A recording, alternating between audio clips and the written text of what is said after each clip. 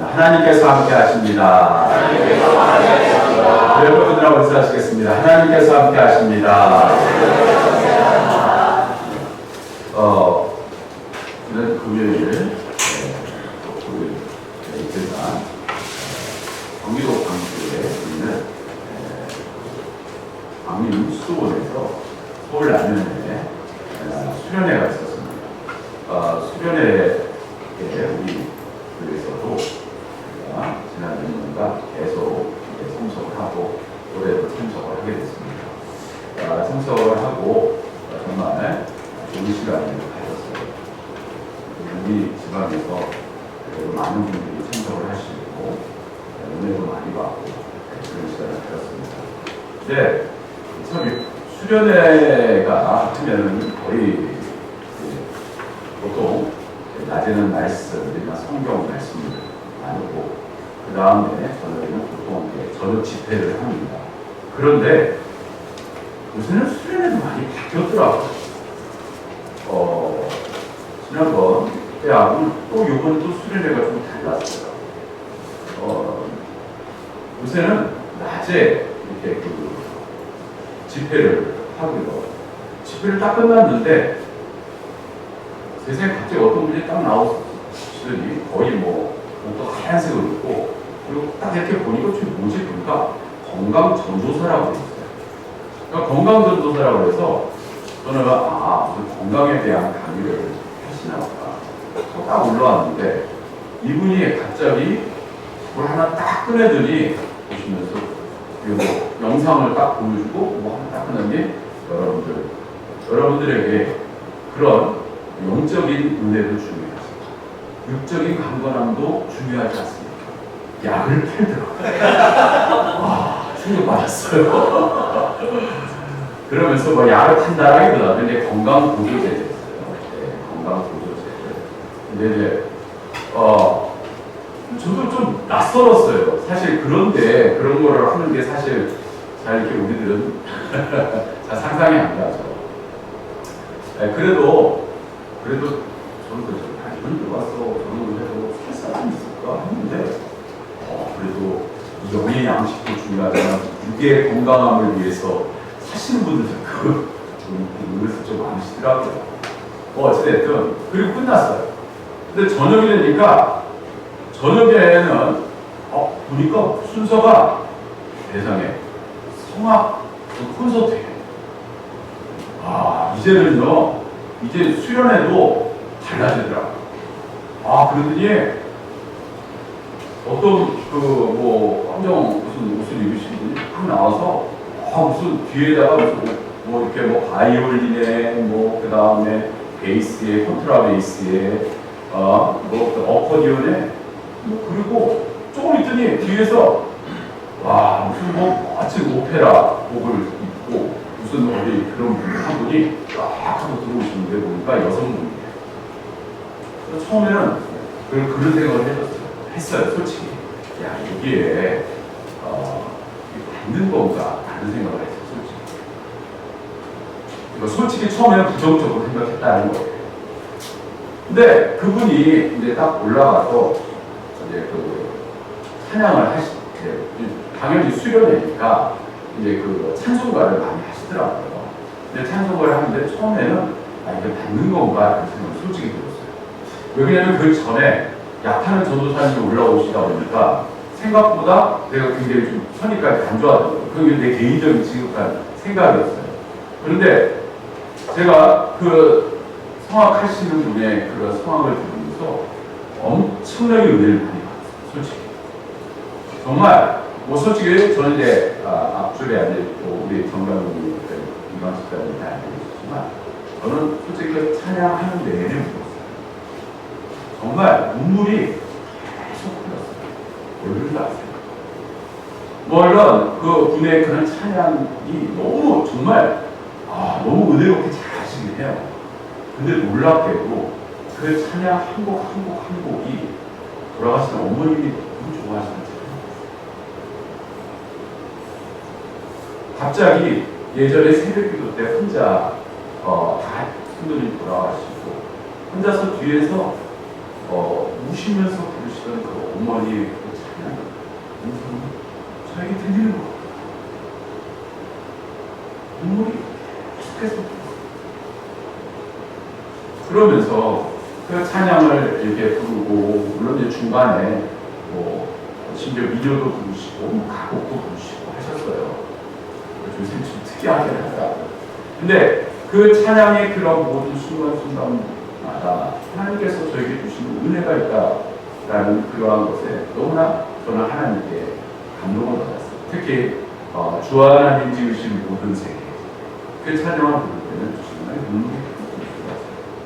그냥 우리들이 부르는 그냥 찬양이 그냥 우리들이 그냥 예배 시간이나 우리들이 듣는 일반적인 찬양과 그런 가운데에서 우리들은 그냥 그 찬양이라는 것이 그냥 별거 없다라고 생각하고 지나가는 경우가 있지 않습니까? 물론 예전에 교회들마다 찬양 집회나 또는 찬양의 은사 때문에 많은 분들이 감동을 받고 또 은혜를 받고 하는 경우도 많았어요. 근데 어느 순간부터 보면요, 교회에서 찬양, 글쎄 그냥 형식적으로 부르는 그런 것들이 얼마나 많아졌냐면, 그런데 저는 그 찬양을 부르면서 얼마나 눈물이 쏟아지고 하나님이 주시는 은혜가 채워지고, 그리고 그 감동 가운데 제가 그 찬양을 함께 했어요. 그러니까 일반적으로 듣는 게 아니라 저기 뒤에 이제 그 말씀을 이렇게 제가 매주마다 이렇게 녹음을 하고 유튜브에도 녹음을 하지만 들어보면 사실 이렇게 우리들은 잘 모르죠. 근데 나중에 들어보면요, 여러분들의 목소리 중에서 들리시는 분들이 있고 안 들리시는 분들이 있어요. 야, 뭐냐면 예배 시간 같은 경우에는 아멘 하는 소리죠. 아멘 하는 사람은 두 분 목소리밖에 안 돼요. 우리 장로님 목소리, 양은호 학생 목소리밖에 안 돼요. 솔직히 우리들은요, 찬양을 부르면서도 자꾸 옆에 눈치를 보고, 말씀을 들으면서도 옆에 사람 아멘 눈치를 보고, 하나님의 눈치를 보는 게 아니라 주변에 있는 옆에 분들에게 눈치를 보고 그러는 경우가 얼마나 많아요. 오늘 이 시간은 이 목사님 보러 온 게 아니에요. 엄격하게 얘기해서 성도님 보러 온 것도 아니에요. 누굴 우선적으로 보고 하나님의 말씀을 듣고 은혜 가운데 돌아가는 그러한 시간을 갖는다. 그것은 여러분들이 더 잘하실 거라고 생각해요. 누구를 만나야 돼요? 따라서 하나님을 만나야 돼요. 그래요. 저는 그 찬양을 들으면서 하나님을 만났어요. 은혜를 다시 한번 회복했어요. 말씀 가운데서 주시는 은혜도 있었죠. 물론 여러분 그렇습니다. 오늘도 이 시간 여러분들 안에 그 주님을 다시 한번 만나실 수 있기를 주님의 이름으로 축원합니다. 하나님의 말씀 가운데도 주님을 만나야 되고, 여러분과 함 동행하시는 그분을 다시 한번 우리가 만나고, 그리고 그 은혜 가운데 살아갈 수 있도록 우리가 그렇게 해야 된다는 것입니다. 은혜가 있으니까 모든 시간이 아닙니다. 은혜가 떠나면요, 모든 시간이 짜증니다. 은혜가 있으면요, 모든 게 희망적. 은혜가 없으면요, 늘 뭐예요?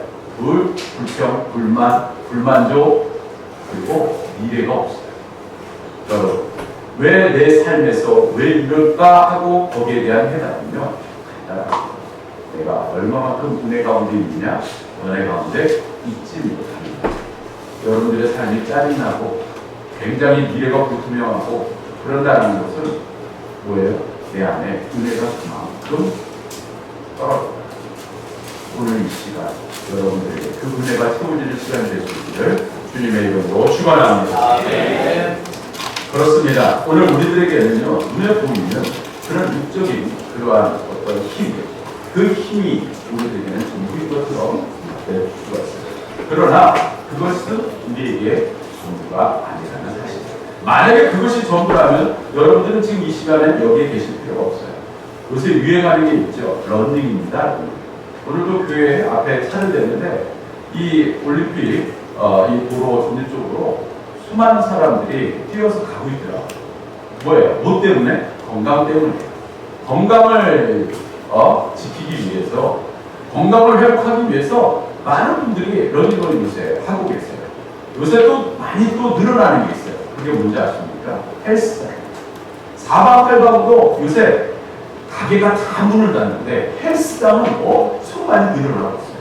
지금 옆에 여러분 지금 뚝딱뚝딱 옆에 교회 그 건물 1층에 뭐가 이렇게 하나 들어오는 게 있어. 그것도 헬스예요. 사방팔방이 다 헬스예요. 사람들이요 건강해지려고 얼마나 노력하는 거예요. 그래요. 육적인 건강을 위해서 많은 분들은 그냥 최고의 투자를 하고요. 최고의 시간을 보내고요. 나에게 어떤 뭐 건강한 그것이 중요하다는 것은 우리는 누구나 다 알고 있다. 그런데 내 안에 있는 영적인 건강은 아주 중요하게 생각지 않고 있다는 거예요. 그러면 이 내 안에 있는 것을 갖다가 뭔가 채우려고 그 건강함을 뭔가 스트레스를 풀다고 해서 뭘 하느냐? 뭘 먹어? 술을 먹어. 담배를 피우고요. 그리고요 나가서 뭔가 세상적인 즐거움을 누려보려고 해. 뭐 때로는 뭐 여행도 가고 뭐 여행이 나쁘다는 건 아닙니다. 또 그 다음에 뭐 다른 뭐 사람들을 만나서 대화를 나눈다든가 뭐 여러 가지 방법으로 내 안에 있는 것을 회복하려고 리프레시하려고 굉장히 노력을 해요. 근데 여러분들 묻고 싶습니다. 저도 여행 갔다 오면 한 3일은 좋아요. 3일은 좋아요. 근데 3일 후에는요 약간 무슨 생각이 듭니다는 그런 생각이 들어요. 야, 또 가고 싶다. 가면요 일단 생각이 안 돼요. 그리고 뭔가가 회복되는 것 같죠. 그런데 그게 내 안에 있는 것들을 완전히 변화시키지는 않는다. 이렇게 말씀드리고 싶습니다. 여러분, 오늘 이 시간 마찬가지로 내 안에 있는 것은요 그렇다고 해서 그것이 회복되는 게 아니에요. 진탕 술을 마신다고 해서 내 안에 있는 것이 리프레시가 되는 게 아니에요. 내 안에 있는 것이 뭔가 치유되고 회복되는 것은 아니라는 것입니다. 바로 오늘 저와 여러분들에게는요 그것이 치유되고 회복되고 그리고 내게 육적인 어떤 힘이 되듯이 내 안에 있는 영적인 힘이 필요할 시기에 오늘 저와 여러분들을 주님께서 부르셨다는 사실입니다. 교회에 신앙생활하고 예배하고 말씀 듣는 거 내 안에 있는 영이 살아나는 순간이고 내 안에 있는 영이 건강해지는 순간이고 내 안에 있는 영이 주님을 바라보게 되는 시간인 줄 믿습니다. 바로 그 시간. 여러분 그렇습니다. 오늘 우리들은요 보지 않는 것에 투자할 필요가 있습니다. 보여지는 것에만 투자하려고 하다 보니까 수많은 사람들이 자기 목숨을 아무렇지도 않게 끊어버려요. 그리고 매일매일 그것을 탄식하면서 자기 몸을 망가뜨리기 위해서 자기 몸에 쾌락을 쏟아보려고 그리고 그것이 인생의 전부인 양 하고 살아가는 분들이 얼마나 많습니다. 결코 그것이 우리에게 인생의 답이 되지 못한다고 하는 것을 여러분들 또한 잘 알고 계시다고 생각해요. 여러분 성경 빌립보서 4장 14절 우리들이 잘 아는 말씀이 있어요. 표대를 향하여 그리스도 예수 안에서 하나님이 위해서 부르신 부름의 상을 위하여 달려간다. 부름의 상을 위하여 달려간다. 위에서 부르신 하나님의 그런 부름의 상 그것이 뭘까요? 하나님 우리에게 주신 바로 삶의 목적이라는 것이에요. 그런데 그 삶의 목적을 우리들이 그것을 늘 가지고 생각하면서 살아갑니다. 꼭 그렇지만은 않지. 예전에 작심삼일이라는 말을 여러분들이 들으셨어요. 여러분 우리 작심삼일하면요 3일 후에는 우리들이 생각했고 우리들이 작정했던 것 그것은 다 희침되게 끝난다 이런 뜻으로 알고 있어요. 그러나 여러분 그거 아세요? 작심삼일의 원제 뜻은 작심삼일의 뜻은 사흘 두고 생각한 후에 비로소 결정한다는 거죠. 즉 작심삼일 3일 내내 진중하게 생각하고 결정을 내린다 라는 뜻이 작심삼일이라는 원체 뜻입니다. 그런데 그게 지켜지지 않으니까 그것이 희지부지 된다라는 뜻으로 바뀐 거예요. 오늘 저와 여러분들이 그렇습니다. 하나님 앞에 우리가 작심삼일에 그러한 삶을 살게 원하십니까? 아니잖아요. 우리들은요 계획하고 준비되고 뭔가 우리 인생을 갖다가 멋지게 살기 위해서 연말 되면요 보면은 캘린더를 구입을 하고 또 그 다음에 1년 내내 필기장을 해서 내가 뭔가 삶을 계획적으로 살아보고 싶고 뭔가 달라고 올해보다는 내년에 새해에 뭔가 새롭게 시작해보려고 우리들은 굉장히 노력을 해요. 근데 여러분 과연 그거 한 3, 4개월 지키다가 끝까지 지키시는 분들 계세요. 우리 교회 2025년도 비전 성김과 헌신이 기쁨이 되는 거예요. 여러분들에게 묻습니다. 이번 2년도 성김과 헌신이 여러분들에게 기쁨이 되셨습니까? 네. 눈치 보시고 아멘. 그럼 눈치라도 보시고 아멘 하시니 할렐루야. 성김과 헌신이 기쁨이 된다는 건 우리가 타성적으로 그냥 저거 했다고 해서 그냥 그러려니 매년 똑같아. 뭔가 매년 성령 충만한 하네. 뭔가 교회 부흥을 이끌어하네. 수많은 목표를 가지고 있는데 그것이 우리들에게 얼마만큼 그 목적대로 우리가 이루고 살아가고 있는 말. 뭐예요? 자신이 사는 거예요. 제가 이 말씀을 드리는 부분은 우리 안에 힘이 힘. 무슨 힘이요? 따라합시다. 영적인 힘. 영적인 힘이요.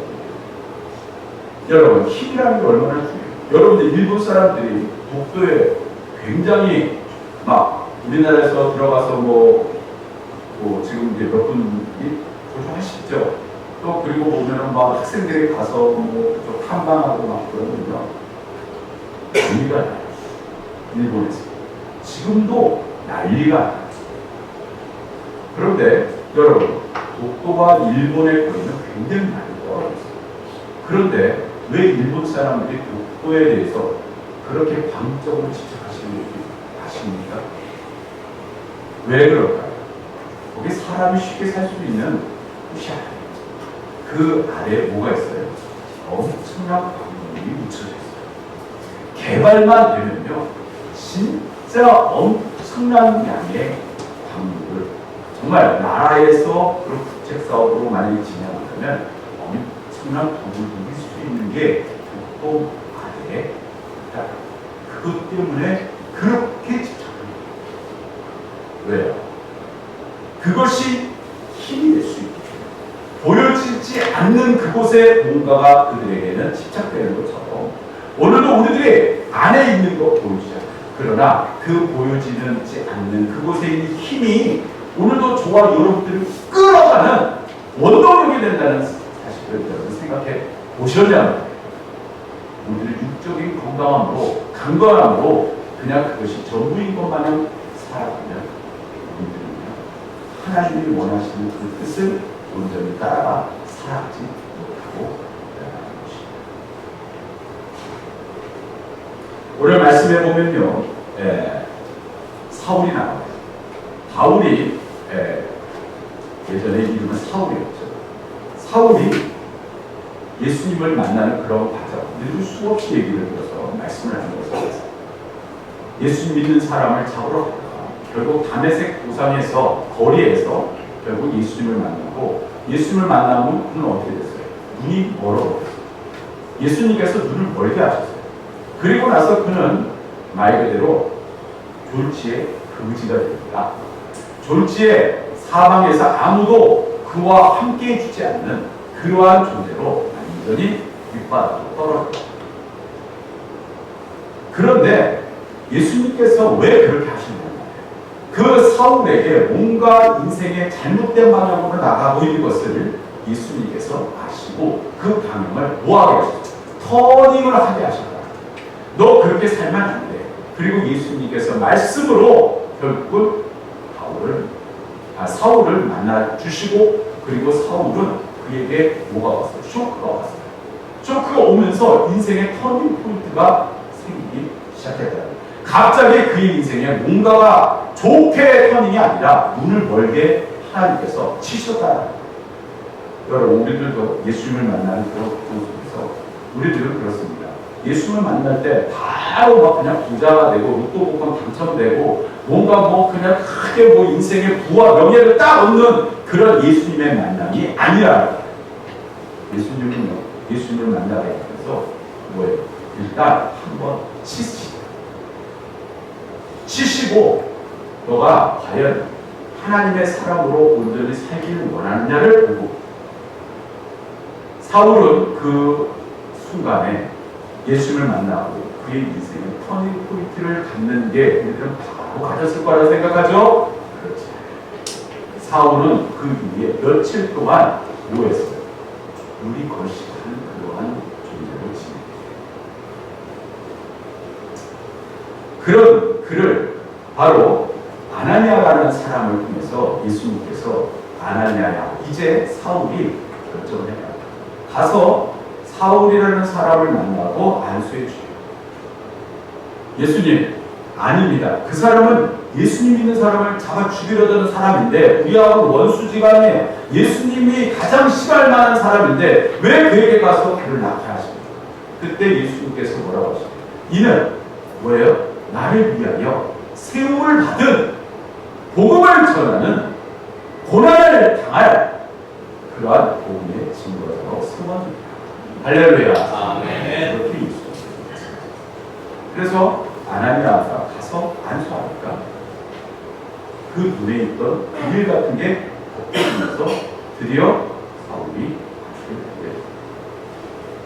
여러분, 오늘 우리들은 이 말씀 속에서 바로 귀한 뜻을 역할을 깨달을 수 있습니다. 첫 번째, 오늘 우리 15절 말씀을 다시 읽어보겠습니다. 15절 읽겠습니다. 시작. 주께서 이르시되 가라, 이 사람은 내 이름을 이방인과 임금들과 이스라엘 자손들에게 전하기 위하여 택한 나의 그릇이다. 자, 따라합시다. 나의 그릇이다.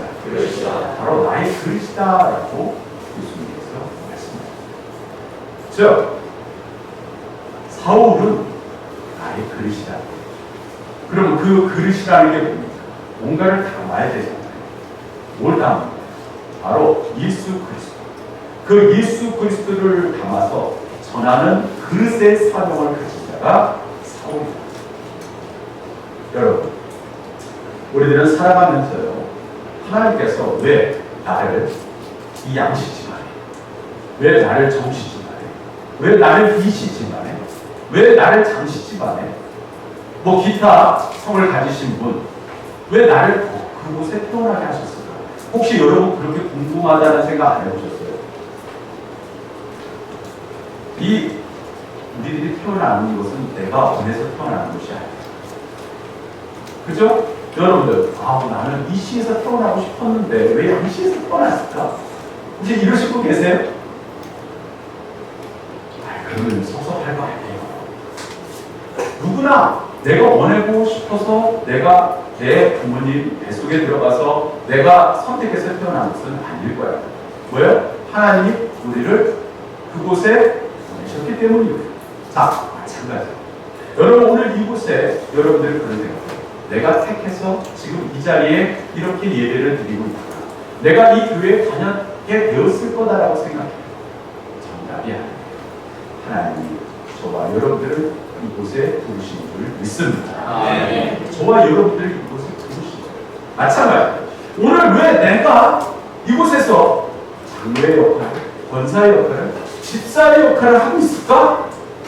궁금해요. 왜 하필이면 우리나라에 대형 교회들 많잖아요. 뭔가 그런 곳에 가서 사람들 큰 교회 가면 그런 분들 계시잖아요. 목에 힘을 주고 많은 사람들 앞에서 크지도 않고 그렇게 다른 교회들보다 특별히 많이 부르지도 않고. 근데 왜 하나님께서 이곳에서 왜 하나님께서 나에게 맡겨주신 사명을 감당해 하셨을까? 하여 여러분들 진지하게 생각해 보셔야 돼요. 이거를 뭐라고 해요? 따라합시다. 콜링. 영어로 콜링이라고 해요. 우리나라 따라합시다. 부르심. 제가 아까 이 마지막 찬양을 우리 찬양대에서 부르는데 눈물이 나왔어요. 이따가 이 찬양을 좀 바꿔서 부르기 원하는데 하나님의 부르심.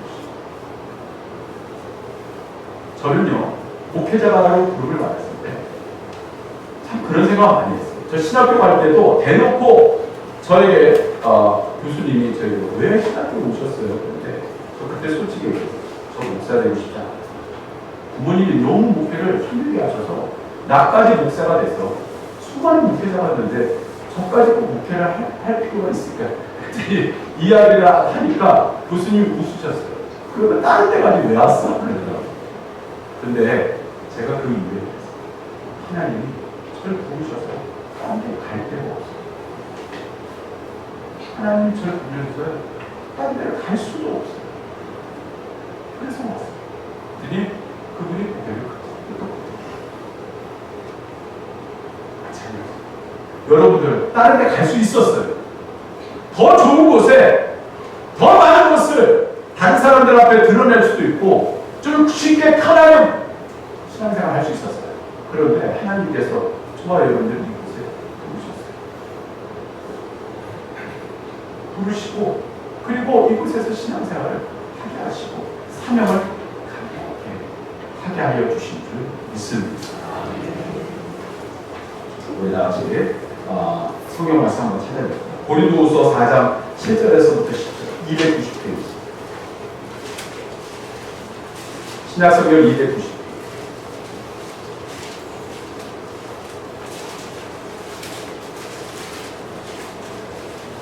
신약성경 290페이지 고린도후서 4장 7절에서부터 10절까지의 말씀입니다. 자, 제가 이제 여러분 한 절 찾으신 분들 교독을 했습니다. 우리가 이 보배를 질그릇에 가졌으니 이는 심히 큰 능력은 하나님께 있고 우리에게 있지 아니함을 알게 하려 합니다. 우리가 싸움으로 육감을 당하여도 쌓이지 아니하며 답답한 당을 당하여도 죽지 아니하며 박해를 받아도 버림받아 되지 아니하며 거꾸로 튀김을 당하여도 망하지 아니하고 우리가 항상 예수의 종을 몸에 씌워주는 예수의 생명이 일어나는 운명을 할렐루야. 아멘. 뭐예요? 사도 바울이라는 그릇을 이렇게 사용하시게 되었다. 저와 여러분들을 하나님께서 사용하시기 위해 그릇으로 우리를 불러주셨다. 그 안에 예수 그리스도라는 분을 담고 있는 그러한 그릇으로 우리를 부르셨다. 그래서 10절에 이 고린도서 4장 10절에 나오는 것처럼 우리가 항상 예수의 죽음을 몸에 짊어짐은 예수의 생명이 또한 우리 몸에 나타나게 하려 합니다. 할렐루야. 아멘. 우리 안에 예수의 생명이 나타나게 하시기 위해서 저를 그릇으로 그렇습니다. 오늘 우리들은요 주님의 부르심에 우리는 그 응답을 받고 우리가 이 자리에 주님 앞에 가게 되는 여러분 제자들이라는 말 예전에 한번 말씀드린 적이 있죠. 제자들이라는 말을 아포스톨로스라고 해요. 이 아포스톨로스라는 뜻이 무슨 뜻이냐면 보내심을 받은 사람들이라는 뜻이에요. 부르심을 받은 사람들, 보내심을 받은 사람들. 누가 보내셨다면 하나님이 여러분들을 이곳에 하나님이 여러분들의 가정에 보내셨다. 하나님이 이 나라 이 민족에 여러분들을 할렐루야. 아멘. 누군가의 부름을 받을 때 뭐가 생겨요? 존재의 목적, 의미가 생겨나게 된다. 예전에 굉장히 유명했던 시가 하나 있었어요. 그게 뭐냐면 이춘수라는 시인이 쓴 꽃이라는 시였어요. 제가 잠깐 말씀 이거 좀 낭독할게요. 내가 그의 이름을 불러주기 전에는 그는 다만 하나의 몸짓에 지나지 않았다. 내가 그의 이름을 불러주었을 때 그는 나에게로 와서 꽃이 되었다. 내가 그의 이름을 불러준 것처럼 나의 이 빛깔과 향기에 알맞는 누가 나의 이름을 불러다오. 그에게로 와서 나도 그의 꽃이 되고 싶다. 우리들은 모두 무엇이 되고 싶다. 나는 너에게, 너는 나에게, 우리들은 잊혀지지 않는 하나의 눈짓이 되고 싶다. 멋진 시죠. 이 시의 핵심 주제가 그거죠. 말 그대로 이름을 불러줄 때 네가 나의 존재를 뭐예요? 인정해 줄 때 나는 비로소 완벽한 존재 될 수가 있다라는 거예요. 사도행전 13장에서부터 28장에 이르기까지 바로 사도 바울의 여정이 기록이 되어 있습니다. 사도 바울의 여정, 예루살렘과 소아시아 그리고 유럽 대륙에 이르기까지 정말 그의 걸음걸음은 정말 대단했어요. 대략 13,000km를 걸어서 다녔어요. 정말 어마어마한 거리입니다. 그가 로마에 이르기까지의 그 여정을 보면 과연 한 사람이 그 여정을 감당하기가 쉽지 않았을 거예요. 정말 수많은 그러한 죽음의 수많은 그런 어려움의 순간순간들이 그의 모든 매일매일 그에게 놓여 있었어요. 그런데 그는요, 로마에 이르는 그 순간까지 그의 행보는 거침이 없었어요. 즉, 그는 그러한 거침없이 그렇게 갈 수 있었던 것이 무엇이냐? 그는 내 삶의 목적, 내 삶이 하나님께서 나를 부르신 것에 대한 확신, 믿음 가운데 그는 그 걸음, 그 삶을 이어갈 수 있게 되었다는 사실. 여러분, 오늘 우리들은요, 살고 싶어서 사는 거 아닙니다. 죽고 싶어서 죽는 거 아닙니다. 이런 이야기 하죠. 정답이 아니에요. 하나님이 우리를 살리시고, 하나님이 우리를 부르시고, 하나님이 우리와 함께 하시고, 하나님의 기가 선하신 뜻을 이루어가는 더 홀리 우리를 부르신 그 목적에 합당한 삶을 살고 있는 줄 믿습니다. 아멘. 두 번째로 우리 본문 말씀으로 들어와서 17절 말씀을 읽도록 하겠습니다. 우리 본문 말씀 17절 읽겠습니다. 시작. 아나니아가 떠나 그 집에 들어가서 그에게 안서 이르되 형제 사울아, 주곧 내가 오는 길에서 나타나셨던 예수께서 나를 보내어 너로 다시 보게 하시고 성령으로 충만하게 하신다 하니. 자, 성령으로 충만하게 하신다 하니. 즉, 성령 충만함, 바로 그 성령의 충만함을 통하여 그리고 그는 깨닫게 되었다는 사실이에요. 아나니아가 사울의 바로 뜨게 한 것은 아나니아가 아닙니다. 이 하나님, 예수님께서 결국은 아나니아를 통하여 사울의 눈을 뜨게 하셨다는 사실이에요. 그때 비늘과 같은 것이 벗겨지게 되었다는 것이에요. 여러분, 오늘 사울이 이렇게 회심한 데에는 우리들이 그런 생각을 해요. 그의 의지, 그의 노력, 전혀 그런 것이 아니었다라는 거예요. 뭐예요? 하나님의 부르심, 그 하나님의 부르심의 과정 속에서 그는 아나니아라는 하나님의 그러한 안수를 하게 하는 그러한 중간에 그러한 분을 통하여, 선지자를 통하여 결국 그의 눈에 비닐이 벗겨진 그러한 역사, 즉 하나님의 인도하신 가운데 나아가는 역사는 무슨 역사예요? 따라서 성령의 역사입니다. 성령의 역사. 어떤 청년이 교회에 정말 잘 다녔어요. 부모님도 열심히 다니고요. 열심히 신앙생활 하는 것처럼 보였어요. 그런데 친구를 잘못 만났어요. 친구를 잘못 만나서 어떻게 하다가 잘못해갖고 누구를 때려갖고 사람을 죽였어요. 자, 그리고 나서 그의 인생은 완전히 정말 엉망진창이 되었어요. 제가 아시는 분의 자매입니다. 여러분, 우리들이 교회를 열심히 하고 그리고요, 그냥 형식적과 의식적으로 나 모태신앙, 나 어렸을 때부터 신앙생활 지금까지 해왔어. 교회에 출석하는 게 중요할까요? 그게 전부입니다. 중요한 것은 내가 오늘도 이 시간 말씀 속에서 그 성령의 충만한 역사를 경험하고 그리고 그 가운데에서 하나님의 음성을 들을 수 있어야 되고 그리고 그 하나님의 음성에 순종하며 그리고 그 말씀 가운데 살아갈 수 있는 믿음의 결단의 삶이 없다면 말 그대로 이 시간은 무의미하지 할 수 없다는 사실.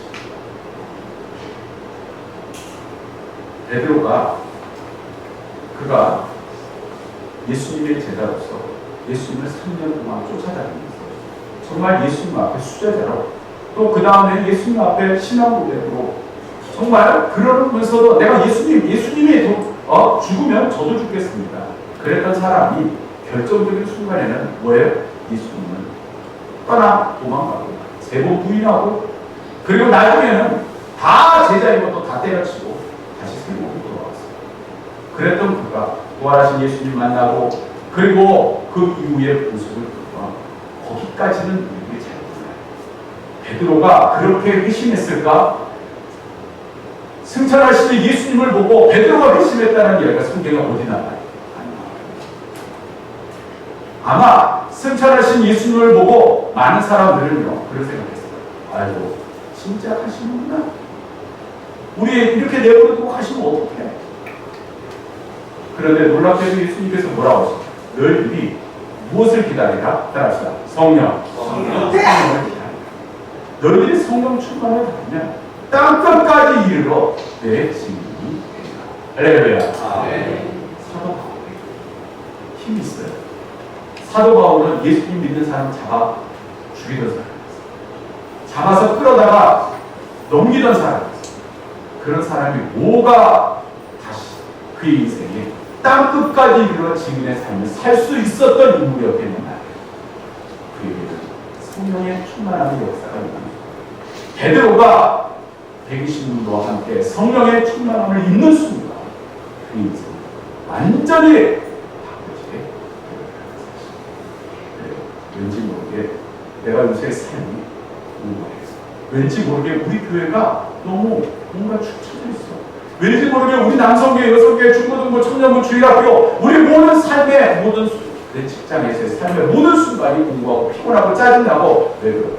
바로 성령의 충만한 역사가 내 삶을 지배하지 못합니다.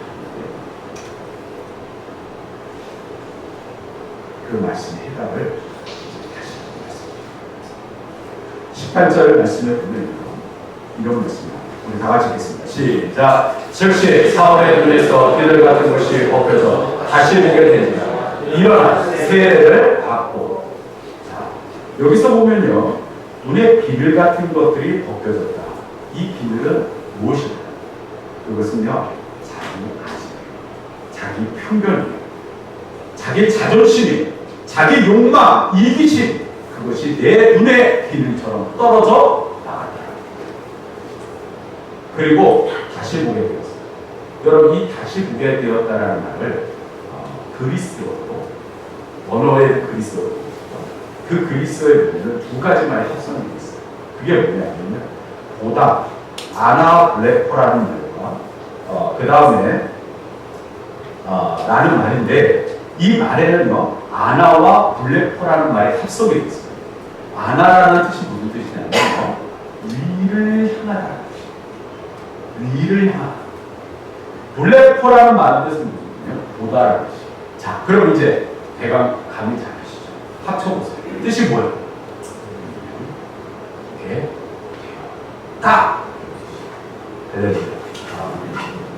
드디어 사울은 땅의 것을 보는 게 아니라 위를 살아계신 하나님의 역사하십니다.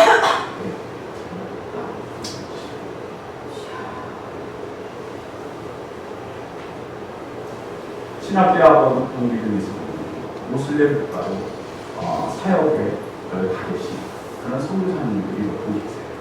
거기 보면 A국, C국 이렇게 돼 있어요. 왜냐면 어디에서 사역을 한다는 걸 구체적으로 얘기하면 종교 경찰에게 어떻게 됐든 다 들어가서 결국은 잡혀서 공국으로 추방을 당하게 되거나 아니면요 그 법사, 이슬람의 법사 뭐예요? 죽여도 그게 문제가.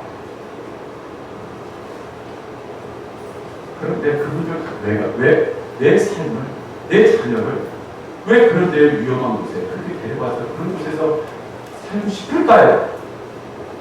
좀 더 편하고 좀 더 쉽고 그렇게 살 수 있는 길이 있는 인생을 굳이 그렇게 고생해가면서 그렇게 살기 이거 어디 있겠냐? 우리들 그런 생각.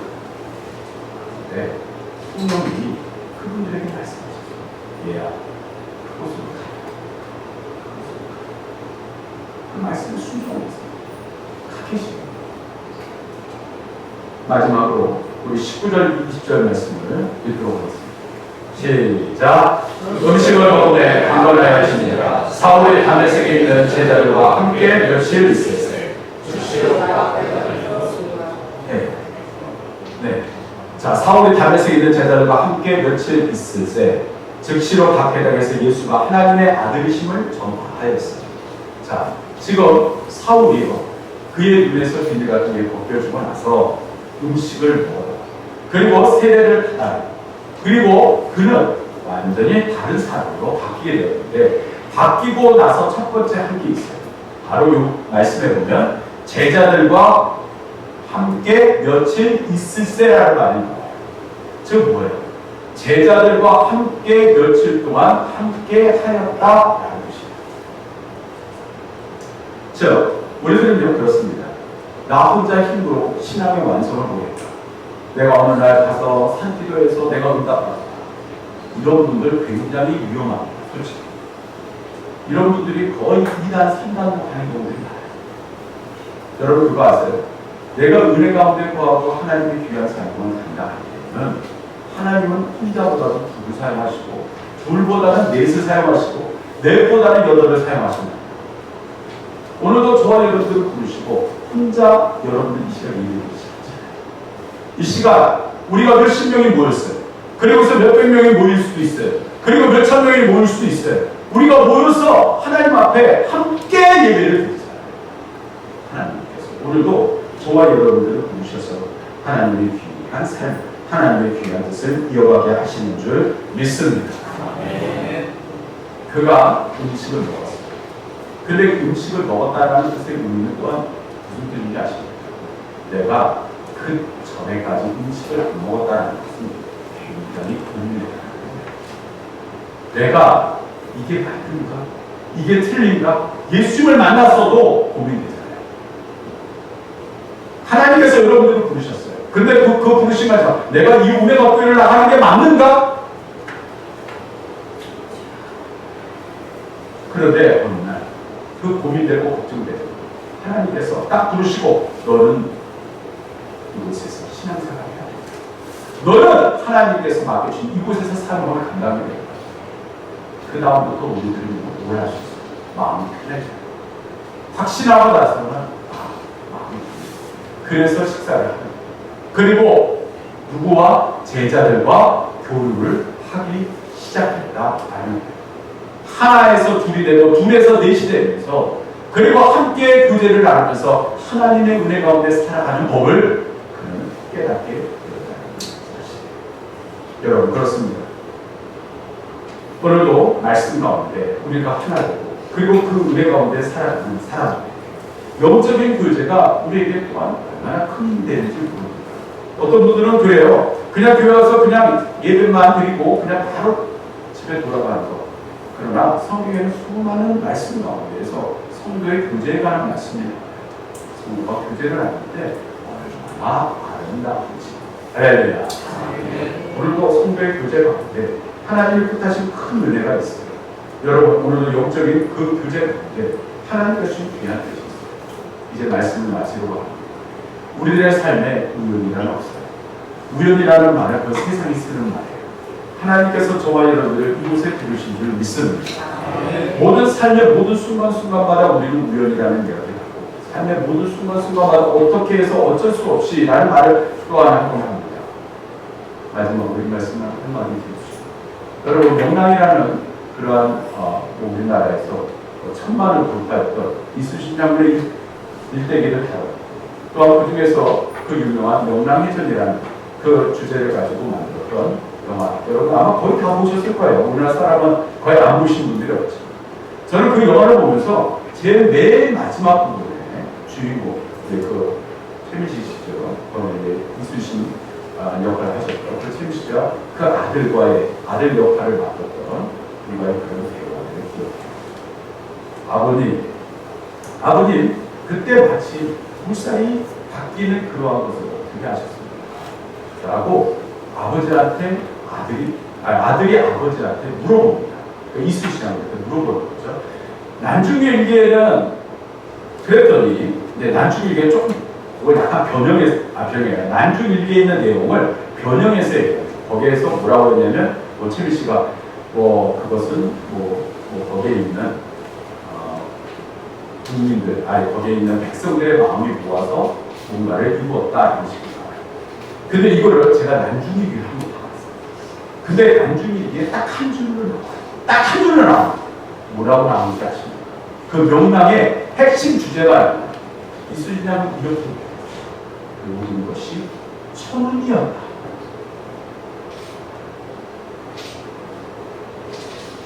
내가 능력이 있어서 된다. 내가 지략이 완전 그거에서 지배를 한다. 뭐예요? 없었다. 우리가 승리할 수 있었다. 이게 이순신 장군이나 명랑해전을 승리하게 된 가장 큰 대가입니다. 오늘도 저와 여러분들의 인생에 하나님이 함께 하시고 있습니다. 하나님의 역사, 그것을 불가능히 가능하시는 역사. 우리의 인생의 모든 것을 해보시고 치유하십니다. 그런데 왜 우리는 아직도 세상의 마음이고 세상의 답을 쫓아서 내 몸을 더럽히고 내 모든 것을 그곳에 인생의 답이 없는 나라에서 그곳에 답이 없어. 오늘도 주 앞에 답이 있고 그리고 우리를 부르신 그 삶의 목적에 순종하며 나아갈 때 우리의 몸과 삶에 하나님의 가장 큰 역사가 하나님의 뜻이 준비되어 있는 줄 믿습니다. 우리의 마음에 대한 승리하시고 사랑의 손들고 계시기를 주님의 이름으로 축원합니다.